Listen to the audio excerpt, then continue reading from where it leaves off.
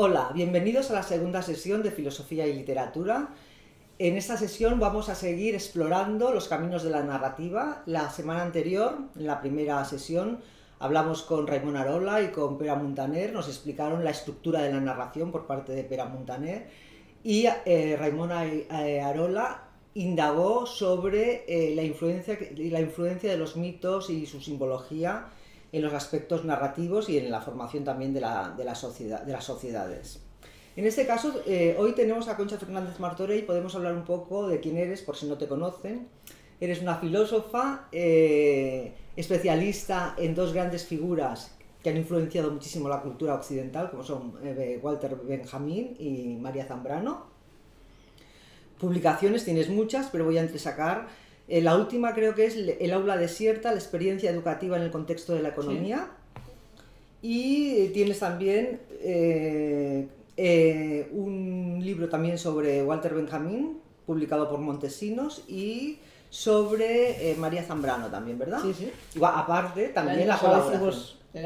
La charla sobre María Zambrano. Sí. Aparte también todos tus libros académicos sobre filosofía, algunos compartidos con Pere Muntaner, que ya nos habló. Bueno, pues aquí la cuestión es que hoy nos vamos a centrar en la narración desde el punto de vista filosófico. Yo tengo aquí la siguiente duda. La literatura y la filosofía están muy unidas y muy conectadas, pero para alguien que no conozca a fondo la filosofía, por ejemplo, imagínate, alguien que se adentra en los textos de Platón, ¿cómo podría diferenciarlo de una ficción? ¿Cómo podría saber, si no supiera nada, cómo podría saber que eso realmente es un relato filosófico o bien es un relato de ficción? ¿Qué es lo que le distingue al discurso filosófico? Bien, yo creo que lo que realmente diferencia el camino que adopta la filosofía, porque en realidad la filosofía se inventó un lenguaje, construyó todo un discurso autónomo, precisamente para diferenciarse del relato. Y el punto en el que se diferencia el relato, en el que toma y adopta un camino diferente, es precisamente en el deseo de la verdad. Es decir, la filosofía quiere conseguir un discurso verdadero, mientras que el relato se queda con la ficción. Esto yo diría como punto de partida para lo que me has preguntado. Pero es verdad también que a lo largo de la historia, y aquí vamos a intentar ver algunos casos significativos de la historia de la filosofía, a lo largo de la filosofía echa mano del relato de ficción. Incluso surge del relato de ficción. Ya veremos que algunos discursos filosóficos surgen del relato de ficción. Utiliza los recursos literarios, utiliza el metalenguaje, utiliza los mecanismos lingüísticos para conseguir fundamentar lo que ella quiere, que es la verdad. Y lo hace a través de esos mecanismos lingüísticos, consigue crear un efecto de realidad. Bien, esto es lo que intentaré mostrar un poco a través de los autores. Muy bien, porque claro, tú dices, la filosofía, el propósito final, el objetivo es el conocimiento de la verdad. Pero esa verdad, ¿cómo podemos definirla filosóficamente? ¿Qué tipo de verdad? ¿Una verdad moral, una verdad física, una verdad...?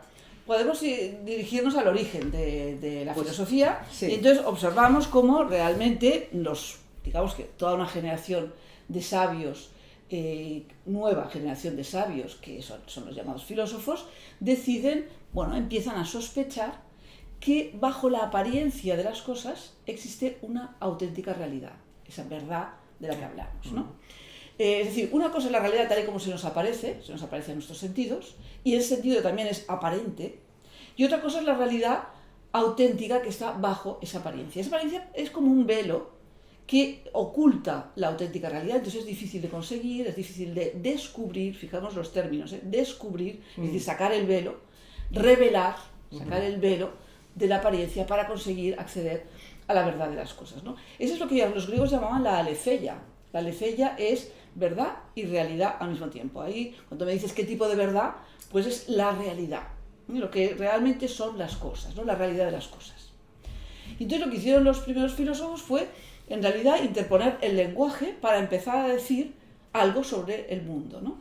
Es decir, los relatos ficticios les parecían increíbles, no eran capaces de acceder a esta verdad, y entonces la filosofía cambia de registro, crea un nuevo lenguaje que en realidad será como un hablar sobre el lenguaje, ahora veremos algún ejemplo, y entonces empieza a los discursos sobre la verdad. El primer discurso famoso de la historia de la filosofía es el discurso sobre el ser de Parménides. Si queréis empezamos un poco por este discurso. Sí. A ver, yo que no tengo una formación filosófica más que la que se estudió de una manera común en el bachillerato y luego en la carrera, que no era precisamente de filosofía, sí que me llama la atención cuando hablas de la verdad subyacente en la realidad, que ellos intentan captarla, y después ya nos explicarás cómo la captan, porque claro, la captarán a través de los sentidos. ¿O no? Los filósofos que voy a nombrar aquí, que son los que realmente creen en descubrir, porque su voluntad, su deseo es descubrir la verdad, es una verdad racional. Es una verdad, porque la verdad de los sentidos también es muy relativa. Los sentidos se adecúan a las cosas de una manera subjetiva, nos engañan, depende de la realidad, como decía Heráclito, ¿no? El fluir de las cosas hace que en realidad no podemos conocerlas, ¿no? Por lo tanto, tenemos que fijarlas, la realidad la tenemos que fijar para poderla conocer de manera verdadera, porque si nos quedamos con los sentidos, estos no nos llegan a dar a conocer, ¿no? Y por lo tanto, es el lenguaje el primero que lo fija, y esto va a ser los discursos que crean los filósofos. El primero en crear un discurso sobre la verdad fue Parménides, y lo hizo, fijémonos que es curioso, que lo hizo en un poema, o sea, está muy cercano al relato, ¿no? Sí. Además, en el discurso de Parménides, él comienza con un proemio, una introducción, en el que explica cómo las doncellas le llevaron de la oscuridad a la luz. La luz es siempre representa el conocimiento. Claro, sí. Las doncellas le conducían y se iban quitando los velos, lo cual también es la metáfora de aquel velo que cubre la realidad, ¿no? Y le conducen hacia la diosa le toma la mano y le dice lo siguiente, dice, y ahora es necesario que te enteres de todo, le dice. Por un lado, el corazón inestremecible de la verdad bien redonda. Por otro, las opiniones de los mortales, para las cuales no hay fe verdadera. Con lo cual ya abre dos vías. La vía de la verdad, que va a desarrollar con el discurso sobre el ser, y la vía de la opinión, que es, bueno, los mortales tienen opiniones para todo, van cambiando, depende del contexto, depende del momento, ¿no? Y eso, por tanto, no vale para nada. En realidad, no vale para nada, ¿no? Sí. Bien, lo que hace Parménides en realidad es inaugurar el discurso verdad, unido al discurso sobre el ser. Para él el ser es la verdad, el ser, que es el concepto más abstracto que ha creado la filosofía. El ser en realidad es un verbo que define a todo aquello que es, ¿no? Todas las cosas son y por lo tanto forman parte de ese ser. Entonces, ¿qué hizo Parménides? Como luego le dice Wittgenstein, le dice, has hecho un uso extraño. Parménides hizo un uso extraño del lenguaje porque resulta que al verbo ser lo convirtió en algo subsistente, en un sustantivo, en algo que como si realmente existiera como tal, ¿no? Por lo tanto, ahí se ha producido el mecanismo del lenguaje que ha inaugurado toda esa filosofía como búsqueda de la verdad. Claro, pero Concha, me estás hablando de Parménides y se me ocurre que el lenguaje es muy traicionero. Cuando él se expresa con el ser, dándole ese valor, en realidad quiere decir que él tiene también una estructura mental que lo asocia a esa palabra, pero que puede ser que otras personas no asocien el ser. No existe la misma concepción de una palabra, en este caso el ser, exactamente igual a la que define Parménides o intenta definir. Claro, pero el ser es el verbo que es la cópula que une todo sujeto con su predicado, ¿no? Y eso es ser algo. Y este ser algo para los griegos significaba realmente estar presente, existir. Y es en ese punto en el que realmente se inaugura todo la concepción filosófica de la verdad, que se va en realidad a superponer a la realidad. La realidad queda ya abandonada y sustituida por el lenguaje. Eso es lo que ha pasado, ¿no? Claro, esa importancia fundamental del lenguaje para definir una realidad o un mundo o una experiencia, ¿no? Sin el lenguaje, evidentemente, no puede haber ningún tipo de teorización sobre el mundo que nos rodea y lo que somos nosotros también. Es que somos lenguaje, que lo ¿no? decía Raimon Arola, ¿no? Somos lenguaje, es sí. imprescindible para nosotros, como decía Wittgenstein, no hay ninguna afuera nos falta el aire, fuera del lenguaje y nos falta el aire, no sabemos qué hacer, no somos humanos, ¿no? Sí. Por lo tanto, el lenguaje nos constituye como tales, ¿no? Claro. Y en esa proyección de los filósofos que van ahondando y nos van abriendo el camino y van quitando el velo a que te referías, ¿quién sería el que toma el testimonio de Parménides? Ese sería Platón. Yo pienso que Platón, que es el gran filósofo de la historia de la filosofía, realmente se puede decir que todos los demás, como dice Whitehead, escriben notas a pie de página de la filosofía de Platón, y él es quien retoma eso con su mundo de las ideas, ¿no? Ese ser de Parménides será el mundo de las ideas en Platón. Y el tema que nos reúne aquí, que es el tema de filosofía y literatura, realmente en Platón es muy importante, porque él establece una línea de demarcación entre filosofía y literatura. Son dos cosas muy diferentes. La filosofía es el discurso de verdad, que quiere acceder a la episteme, que es el saber verdadero, ¿no? Mientras que los géneros literarios, sea poesía, tragedia, comedia, retórica, todos esos géneros literarios en realidad son géneros de ficción que para Platón no tienen valor. Él empieza por decir que hay que expulsar al poeta de la ciudad ideal, de la república, y que incluso los gobernantes tienen que controlar las creaciones literarias porque pueden ser perniciosas, porque la tragedia lo único que hace es fomentar los excesos. La comedia lo que hace es burlarse de los ridículos ajenos, ¿no? Con lo cual hay que ponerles freno. El poeta en realidad, dice Platón, no hace más que una copia de la copia. Platón pensaba que había dos mundos, el mundo de las ideas, que es el mundo del ser, de la verdad, y el mundo material, el sensible, ese cambiante que decíamos antes, y que es una copia del mundo de las ideas. Bien, pues el poeta lo que hace es copiar la naturaleza, y por lo tanto lo que hace es una copia de la copia. O sea, realmente ya no tiene para Platón ningún valor, ¿no? Quizás el ataque más radical lo ejerce Platón con la retórica, para distinguirlo precisamente de la dialéctica, porque los dos son el arte de la palabra, el arte de hablar, que para Platón es fundamental ese arte de hablar, ¿no? Frente justamente a la escritura. Para Platón es mucho más importante la fone, el hablar, la palabra viva, que la escritura, que ya veremos que acaba siendo, él dice, un fármaco de la memoria. Entonces, según Platón, la retórica es un arte persuasivo, de seducción, que lo único que quiere es buscar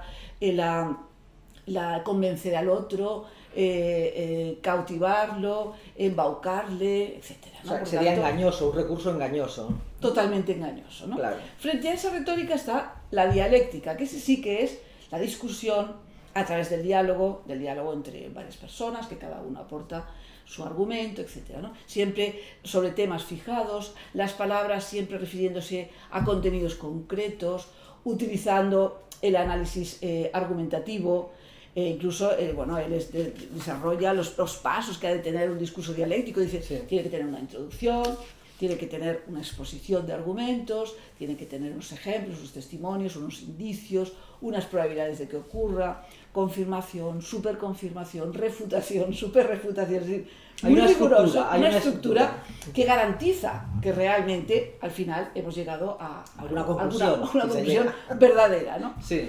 Bien, y además incluso esto que sirve para pensar además conjuntamente entre todos en el diálogo, luego también sirve para aprender, es decir, es un instrumento pedagógico. Claro, sí. Para Platón, ¿no? Bien, una vez tiene ya pues la dialéctica, entonces Platón hace una defensa, y esto por ejemplo aparece en el Fedro, una defensa muy ferviente de la palabra viva frente a la escritura. Hay un mito que lo podemos leer un poquito, pues si tenemos tiempo, que es el mito de Tot y Tammuz. Tammuz es un rey egipcio y Tot es el dios de la sabiduría, que es el inventor de la escritura. Entonces Tot se dirige a Tammuz y le dice, para ofrecerle ese invento que ha hecho él, que realmente va a solucionar muchas cosas, ¿no? Va a ser fantástico, va a hacer cambiar la humanidad, ¿no? Y entonces Tammuz le dice, oh artificiosísimo Tot, a unos les es dado crear arte y a otros juzgar qué de daño o provecho aporta para los que pretenden hacer uso de él. Y ahora tú, precisamente, padre que eres de las letras, por apego a ellas, les atribuyes poderes contrarios a los que tienen. Porque es olvido lo que producirán en las almas de quienes las aprendan, al descuidar la memoria. Aclaremos que para Platón nosotros nacemos con ideas ya innatas, pero olvidadas. Entonces, el ejercicio del pensar y del aprender a pensar, en el diálogo, ese que decíamos, en realidad el ser humano va despertando, va sacando, va rememorando las ideas. Por lo tanto, en realidad el pensar, la razón, es el recuerdo. Entonces, si ya tenemos el escrito delante, ya no ejercemos este esfuerzo del recordar, que es en realidad el esfuerzo de pensar, ¿no? Claro, pero por eso le dice eso. Sí, pero fíjate, ahora estás hablando y realmente sobre esta cuestión del quién es un soporte, que es la escritura, que sería pues esa muleta para poder recordar. Sí, ¿no? Sí, es un fármaco de la memoria. Exactamente, que tú sí. te referías a eso. Pero no le falta razón, porque claro, vienen, y este mito, que después podemos hablar más concretamente sobre él, se viene de un periodo histórico que es todo verbal y oral. Porque los bardos, por ejemplo, en toda la narrativa homérica, se sabe que eran capaces de memorizar 2.000 o 3.000 versos, y tenían también una mecánica para memorizar, y evidentemente cuando llega la escritura ya no era necesario que los bardos aprendieran de esa manera, ¿no? Y que fueran transmitiendo ese saber. Y ahora en la actualidad, quizás esa parte de razón sí que la tienen, porque se sabe, o al menos la neurología actual dice, que con tanto soporte y tanto accesorio digital hemos perdido capacidad de memorizar. Yo creo que se puede aplicar este mito realmente a Internet, a todo el conocimiento que tenemos ahí, y que parece como que está ahí, pues ya lo sabemos, en cualquier momento podemos acudir a él, ¿no? Y entonces nosotros no tenemos nada, o no hacemos el esfuerzo de memorizar y de aprender a pensar, ¿no? Porque, y el mito un poco acaba ahí, dice al final dice, apariencia de sabiduría es lo que proporcionas a tus alumnos, que no, ¿verdad? Porque habiendo oído muchas cosas sin aprenderlas, parecerá que tienen muchos conocimientos, siendo al contrario, en la mayoría de los casos, totalmente ignorantes, porque en realidad no los poseen ellos, no han hecho el esfuerzo. Es una reproducción. Dice, y difíciles además de tratar, porque han acabado por convertirse en sabios aparentes en lugar de sabios de verdad. Bueno, porque tiene total aplicación al mundo actual. Yo creo que sí. Y seguramente para la jornada próxima que hablaremos de los videojuegos, seguramente también eso sería una fuente de inspiración este mito para los videojuegos, seguro, ¿verdad? Sí. Entonces, sigamos adelante con la historia de la filosofía y el papel preponderante, fundamental del lenguaje. Cómo los filósofos van descubriendo esa condición que es imprescindible de conocer muy bien el lenguaje, ser muy precisos para poder definir, porque claro, si no hay precisión, difícilmente podrás definir algo, ¿no? Y a su vez también cómo va tomando prestado recursos de la literatura. Sí. El caso que quería exponer es el de Descartes, nos vamos ya al siglo XVII, y avanzamos hacia el origen de la modernidad, con René Descartes. Y René Descartes hace tres cosas esenciales, fundamentales, que cambian completamente la historia del pensamiento, que es el nacimiento del subjetivismo moderno, es la creación, es el precursor, digamos, de la física mecanicista, después Newton la acabará de redondear, y luego también el creador de la geometría analítica. Son tres cosas esenciales que hace Descartes. Pero Descartes lo que hace es tomar, por decirlo así, todo el espacio poético de su tiempo, los recursos literarios, ya sabemos que además el barroco, que es ese momento, ¿no? Claro, tiene visiones, sueños, un montón de alegorías, símbolos, dobles intenciones en el lenguaje, connotación, etc. Un montón. Ese espacio poético del barroco es muy rico y realmente Descartes lo hace suyo. Y lo hace suyo para sacar, pues, después un discurso que ahora ya no va a ser verdadero. Ahora cambiamos un poco el tercio. Ya no vamos a la verdad, sino que ahora lo que ocurre como nacimiento de la modernidad es la certeza. Que la certeza remite al sujeto. Claro, la verdad remitía a la realidad. Es la verdad, es verdadero aquello que es real. Ahora resulta que ya la realidad ya no sabemos lo que es. Sí. Y entonces la certeza remite al sujeto, ¿no? Es el nacimiento del subjetivismo moderno. Sí. Bien, Descartes hace todo esto ayudado de esos recursos literarios. De entrada, el discurso del método las meditaciones metafísicas, que son dos textos básicos, son autobiografías. Claro, él escribe autobiografías porque lo que quiere es sacar de que el sujeto es el que va a conseguir lograr certezas, ¿no? Bien, lo primero que hace es entonces fundamentar una ciencia, va a buscar una ciencia que sea el soporte de todas las otras ciencias.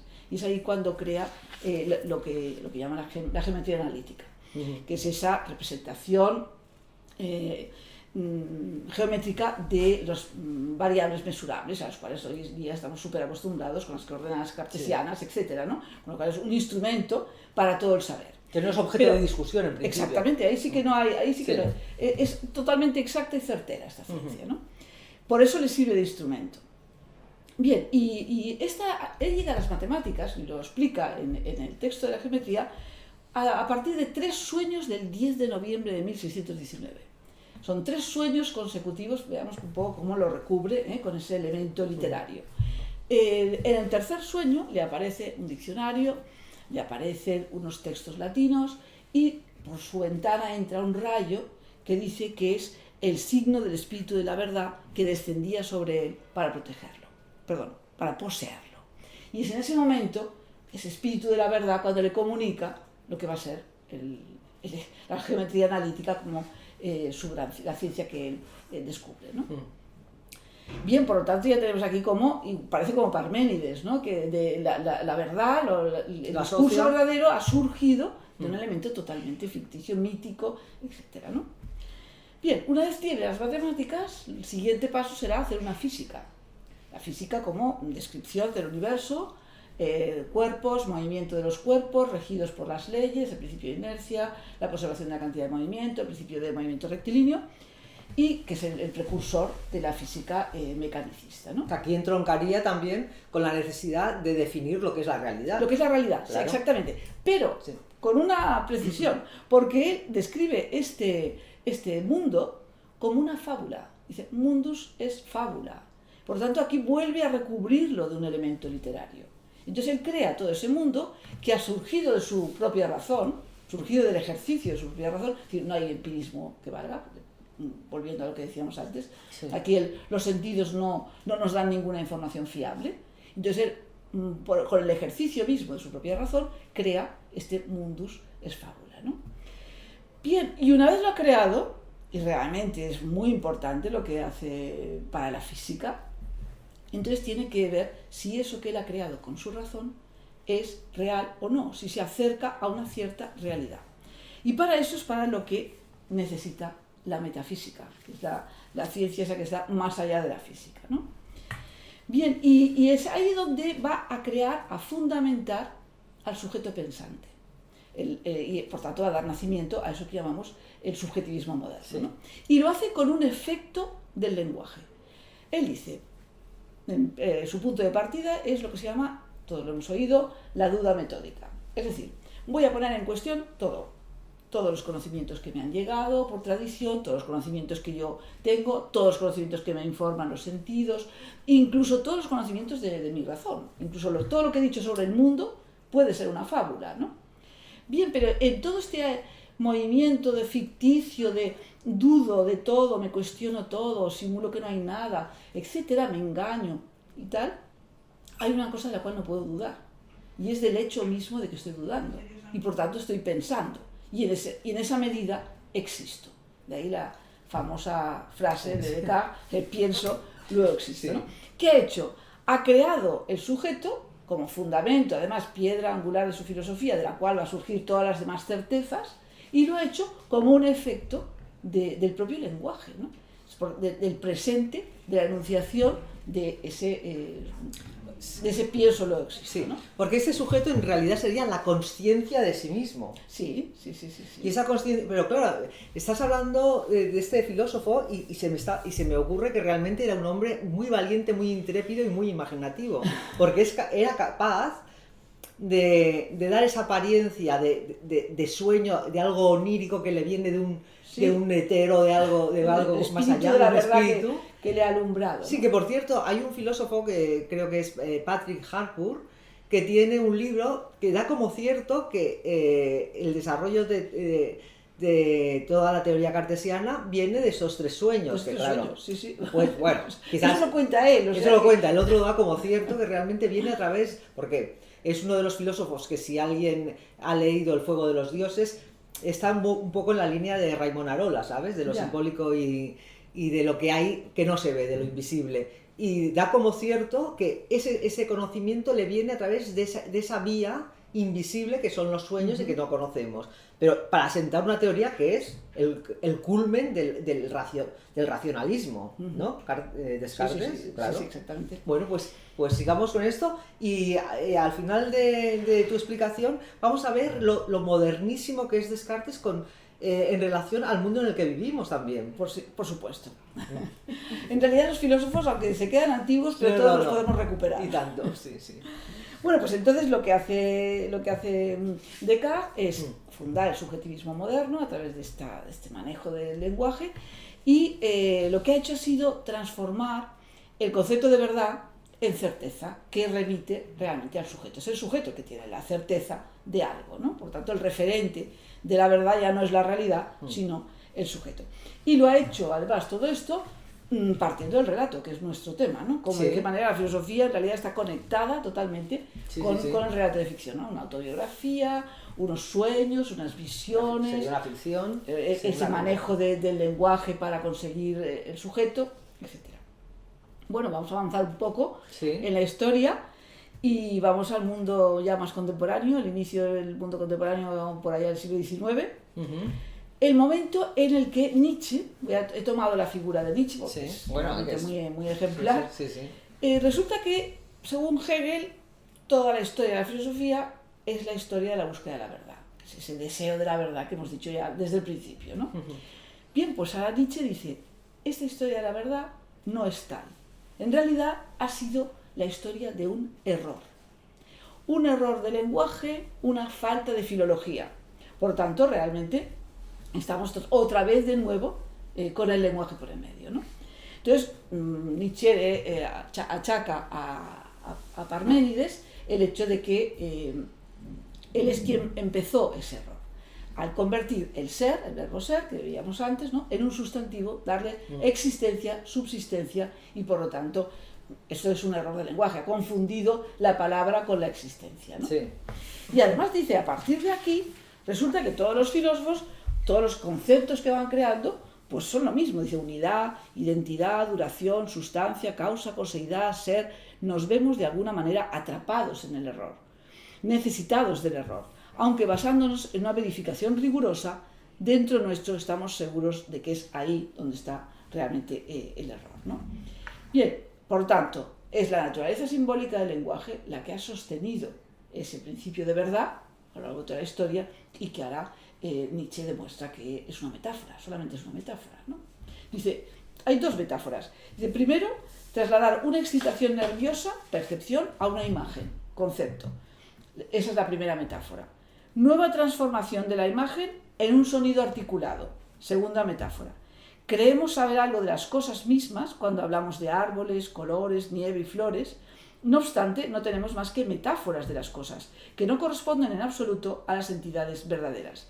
Y sobre estas metáforas, los más grandes artistas de la abstracción, los filósofos, van a construir la racionalidad. Crearon categorías metafísicas sobre categorías gramaticales. Por tanto, todo está construido sobre el lenguaje. En realidad, la realidad nos ha quedado, como decía el Derrida, quedado completamente atrás, ¿no? Sí. Pero esta desintegración que Nietzsche, digamos, vislumbra, ¿no? Lo vislumbra y es capaz de teorizar sobre ella y crear un discurso filosófico sobre ella. Se acerca también muchísimo. O sea, estamos viendo lo que decías hace un momento, los filósofos se acercan a la actualidad de lo que se sabe, de la neurología, de la física, de lo que se sabe ahora en el siglo XXI.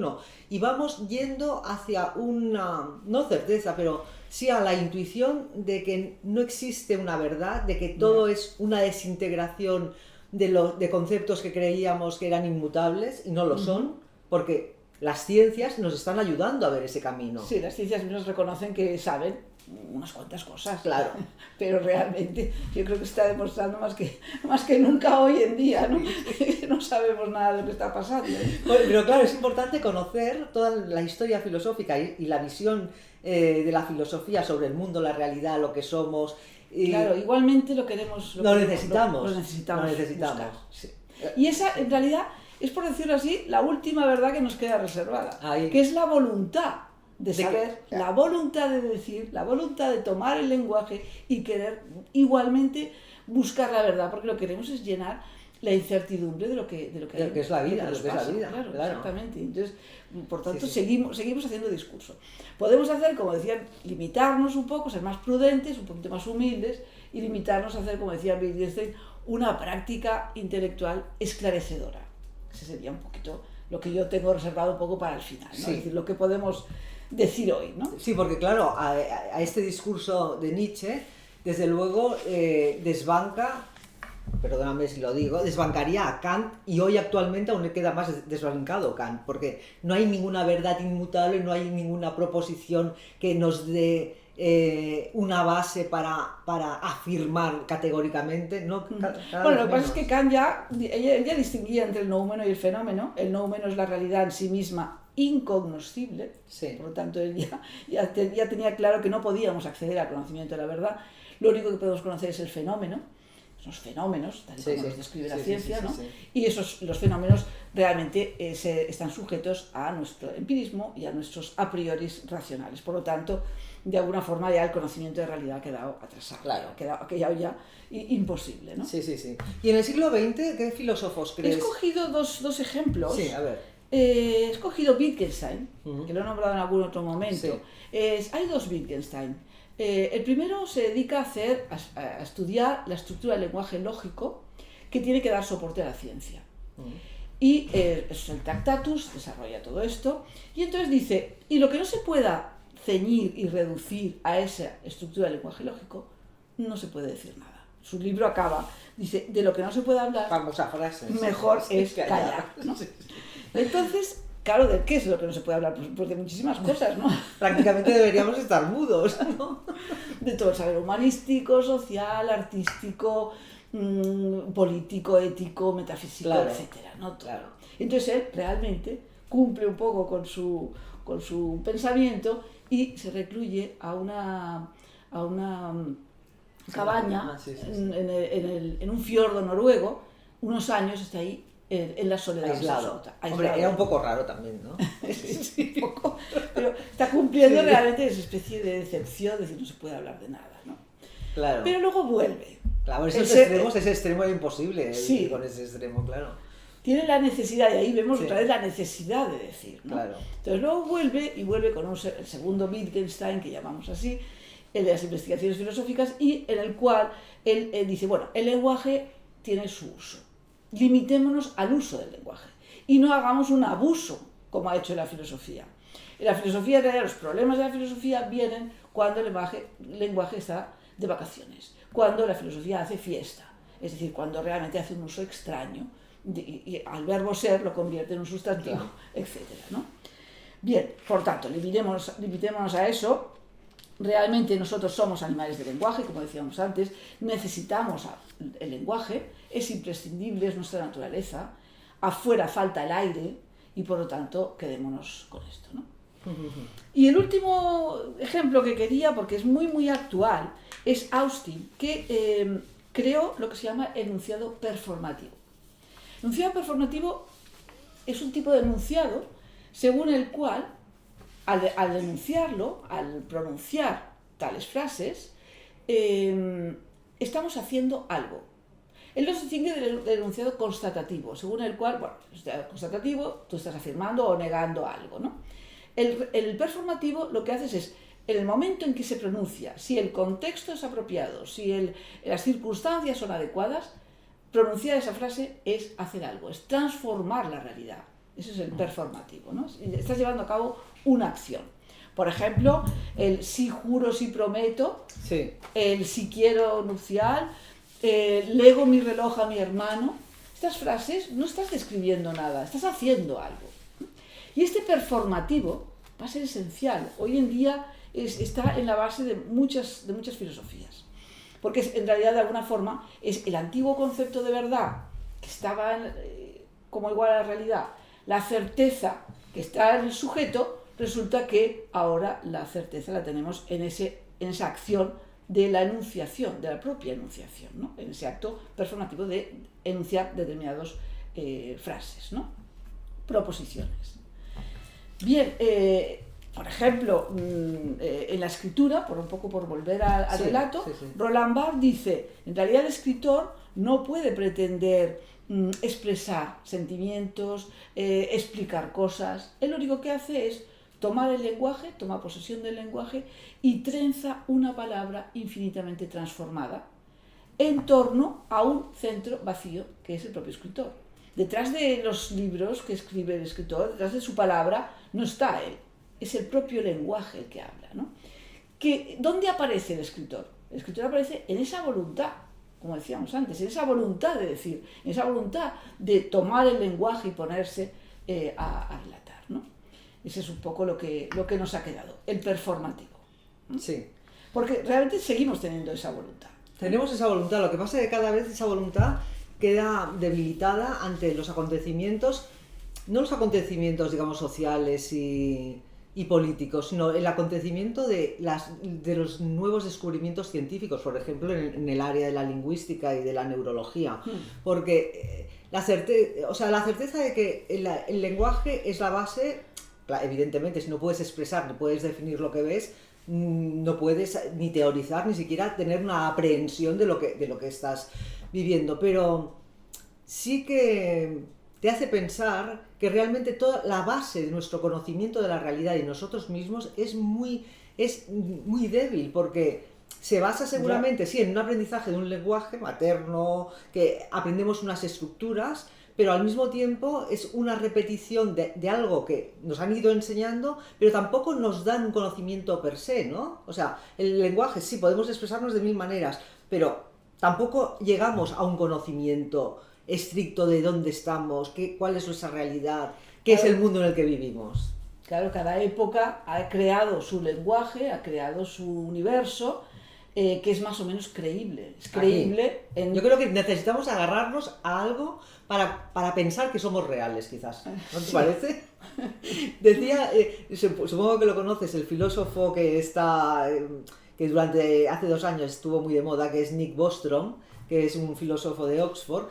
Él lanzó una teoría muy provocativa, desde luego, yo creo que quizá con esa intención, y decía que lo más probable es que estemos dentro de un videojuego, de una realidad creada por posthumanos en el futuro. Ya. Y que en realidad no tengamos ningún tipo de realidad física, ni siquiera, ni intelectual. Seamos pues esos objetos que nos han creado esos humanos del futuro en un inmenso videojuego que es el actual, claro.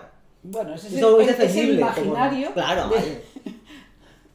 O sea, sí, bueno, supongo que él tendrá argumentos para defenderlo, quizá desde un punto de vista más provocativo que otra cosa, pero bueno, todo es posible al final, porque nosotros estamos, digamos, asentados en el vértice de una pirámide en la que hay toda una inmensa narrativa a lo largo de los siglos, filósofos, no solamente occidentales, también, porque también recibimos la influencia de la filosofía oriental. Sí, claro. Sí. Y todo eso va conformando una gran pirámide de conocimiento de lo que es la humanidad en el siglo XXI.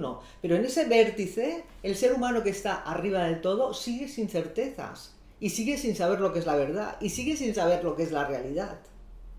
Y quizá nos ayuda... El mundo es lo que interpretamos. En realidad es lo que podemos decir de él, ¿no? Sí. Lo que pasa es que cuando hay alguien que nos abre una perspectiva nueva, que nos da una mirada diferente sobre las cosas, no sé, incluso pues este filósofo Bostrom que has citado, ¿no? Sí. Cuando hay alguien que nos abre una luz y que reconocemos como algo diferente nos llega, que entonces lo reconocemos como sabio, porque nos da la sensación de que estamos aprendiendo algo, es cuando realmente reconocemos que aquello puede ser verdad, al menos es creíble en ese momento, ¿no? Sí.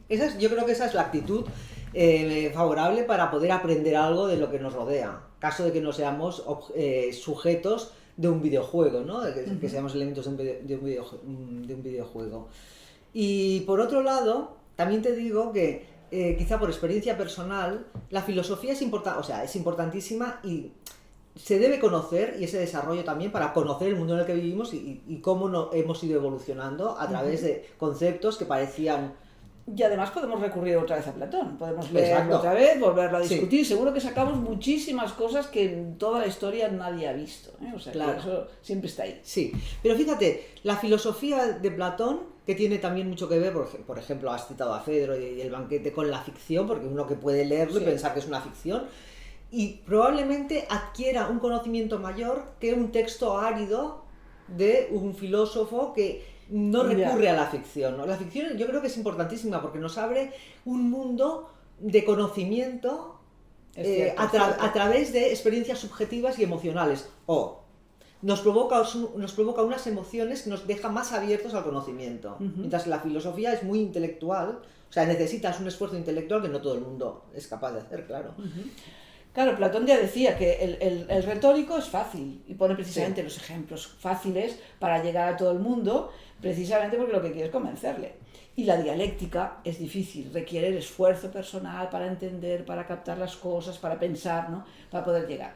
Pero es cierto que los textos de Platón son muy literarios, claro, son totalmente literarios. En realidad es muy curioso que él, que aborrecía la literatura, en realidad lo que hace es buena literatura. Claro, sí. Bueno, a veces entramos en esas contradicciones, ¿no?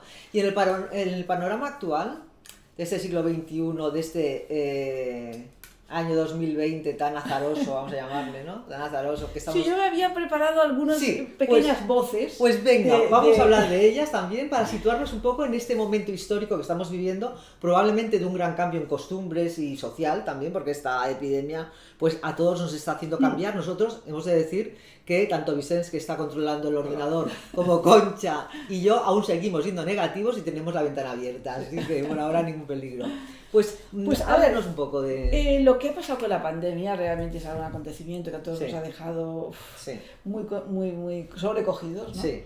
Y entonces, ante toda esta incertidumbre, es cuando la filosofía quiere buscar la verdad, ¿no? Otra vez ocurre aquello del deseo de la verdad, ¿no? Entonces, yo he traído unos cuantos filósofos que en el momento justo que empezó el confinamiento dieron su palabra. Pues me parece genial. Vamos a ver, por ejemplo, Zizek, que es un filósofo esloveno, que él dijo que realmente esta pandemia vendría a derrumbar la ilusión neoliberal, que realmente el mundo tendría que ir hacia un tipo de comunismo, no define bien en ese momento, pero que era necesario la redistribución de los bienes y que por tanto los estados tendrían que saltarse, por decirlo así, las leyes del capitalismo. En ese sentido sería un poco como el fin del capitalismo. Un filósofo coreano que se llama Byung-Chul Han, él expresa realmente, más que Zizek, él expresa una preocupación porque se imponga un régimen de vigilancia y autoridad importante a través de todo esto, ¿no? Una vigilancia que llama biopolítica, una vigilancia de las comunicaciones, del cuerpo, de la salud, una vigilancia que viene además dada por todos los medios tecnológicos, ¿no? Además una vigilancia que viene un poco avalada por lo que ha hecho China y por el régimen autárquico de China, que ha sabido controlar mejor, los países asiáticos, mejor la pandemia que nosotros precisamente, ¿no? Entonces él dice, augura que el poder se desplazará hacia Asia. Bien, son opciones. ¿Y tienes un tercero? Porque sí, tengo varios. Bueno, como llevamos 45 minutos, si te parece, apuntas un tercero y damos una pincelada sobre tu opinión, y la mía también, sobre estas dos vertientes, la que sería muy optimista y la que es muy pesimista, ¿no? Zizek y Han. La tercera sería, por ejemplo, tengo aquí apuntado a Harari, que es el famoso filósofo israelí, que dice que estamos realmente en un momento decisivo en nuestra era, que se han llevado a cabo grandes experimentos sociales, experimentos como pues, la universidad online, como pues, el ingreso básico universal, como robots para los trabajos, control de población, y entonces él piensa que puede ocurrir que haya un tirano que desmonte las democracias, pero también puede ocurrir que se pongan en marcha ciertas cosas que son las que consideramos justas, las que nos podemos proponer para cambiar determinadas cosas, ¿no? Y las decisiones que se tomen, según él, en estos meses próximos van a ser determinantes para el futuro. Pues quizás Harari esté situado, al menos desde mi punto de vista, en ese espacio de saber constatar lo que está sucediendo, los hechos que están sucediendo, y esa visión pues muy pragmática también, porque evidentemente estamos en un momento de cambio histórico. Cualquiera bueno, al menos en Occidente, porque seguramente a lo mejor en una tribu africana les da exactamente lo mismo lo que está pasando ahora, porque no tienen el conocimiento ni los hechos de lo que nos pasa en Occidente y cómo nos afecta, ¿no? En un mundo tan tecnificado. Pero es posible que sí, que lo que dice Harari, esto sea pues un momento decisivo, que estamos ante un cambio de civilización o de época, no lo sabemos qué, pero yo tiendo más a pensar que Han va en la línea correcta de estados que son hipervigilantes, por lo que estamos viendo. Porque evidentemente es una pandemia, todos estamos afectados, ninguno de nosotros quiere, lógicamente, contagiarse ni que se contagien nadie, pero se contagia, pero la gente se contagia y la gente se muere. Lo que pasa que es verdad que muchas veces el poder usa pues un evento de este tipo, como puede ser una epidemia, que no es previsible, pues para ejercer pues su poder de una manera más, ¿cómo te diría yo? Pues menos controlable por los poderes públicos. Yo creo que lo que dices me parece muy acertado, estas dos versiones. Yo creo que tenemos que escuchar también a Harari de que realmente tenemos que decir cosas, tenemos que preocuparnos en tomar la palabra de nuevo para ese deseo de la búsqueda de la verdad, ejercitarlo. Porque lo que digamos en estos próximos meses es verdad que será bastante determinante.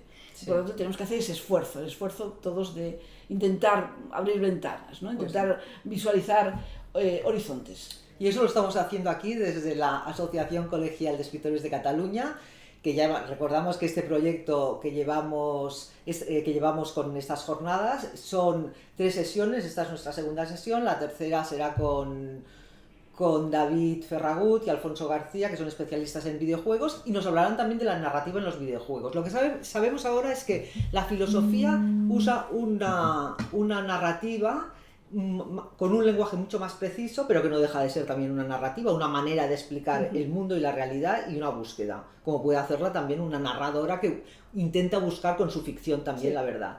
O sea, este serían los puntos en común.